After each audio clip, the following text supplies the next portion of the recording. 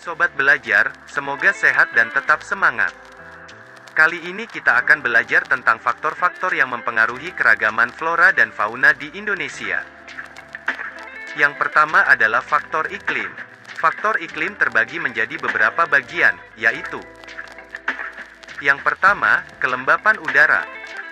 Kelembapan udara suatu wilayah mempengaruhi cepatnya proses penyerapan zat hara di tanah oleh tumbuhan yang berpengaruh terhadap kesuburan suatu wilayah. Yang kedua, curah hujan. Semakin tinggi intensitas curah hujan, maka semakin banyak cadangan air yang tersedia di suatu wilayah tertentu. Air menjadi kebutuhan yang krusial bagi flora ataupun fauna untuk tumbuh dan memenuhi kebutuhan hidupnya. Yang ketiga, sinar matahari. Digunakan sebagai sumber fotosintesis khususnya untuk tanaman hijau. Yang keempat, suhu. Suhu mempengaruhi pertumbuhan, persebaran flora dan fauna, serta cara beradaptasi dengan lingkungannya. Misalnya, fauna yang hidup di suhu dengan umumnya memiliki bulu yang tebal di permukaan kulitnya. Yang kelima, angin. Digunakan oleh flora untuk membantu proses penyerbukan dan fauna jenis burung untuk terbang bermigrasi ke tempat yang lebih hangat. Yang kedua adalah faktor tanah. Tanah banyak mengandung unsur-unsur kimia yang diperlukan bagi pertumbuhan flora di dunia. Perbedaan jenis tanah menyebabkan perbedaan jenis dan keanekaragaman tumbuhan yang dapat hidup di suatu wilayah. Yang ketiga adalah faktor air. Air mempunyai peranan yang penting bagi pertumbuhan-tumbuhan karena dapat melarutkan dan membawa makanan yang diperlukan bagi tumbuhan di dalam tanah.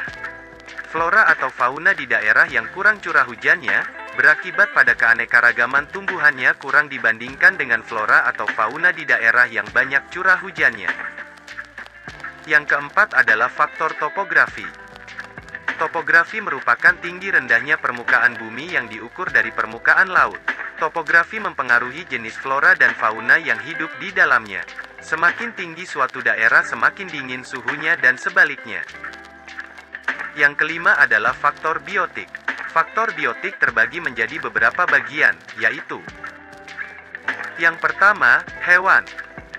Hewan yang berperan penting dalam persebaran tumbuhan adalah hewan penyerbuk seperti kupu-kupu, tawon, dan burung kolibri. Hewan penyerbuk membantu tumbuhan melakukan proses penyerbukan yang merupakan tahap awal proses reproduksi pada tumbuhan. Yang kedua, tumbuhan. Tumbuhan berperan penting dalam proses penyuburan tanah. Salah satu contoh adalah tumbuhan jamur jenis Acetobacter sp yang membantu tumbuhan lain untuk menghambat pertumbuhan fungi parasit penyebab bercak putih dan menyuburkan tanah. Yang ketiga, manusia. Manusia dapat mengubah kawasan hutan menjadi kawasan pertanian yang mempengaruhi keanekaragaman flora di suatu tempat. Manusia juga mampu mempengaruhi kehidupan fauna di suatu tempat dengan melakukan perlindungan atau perburuan binatang.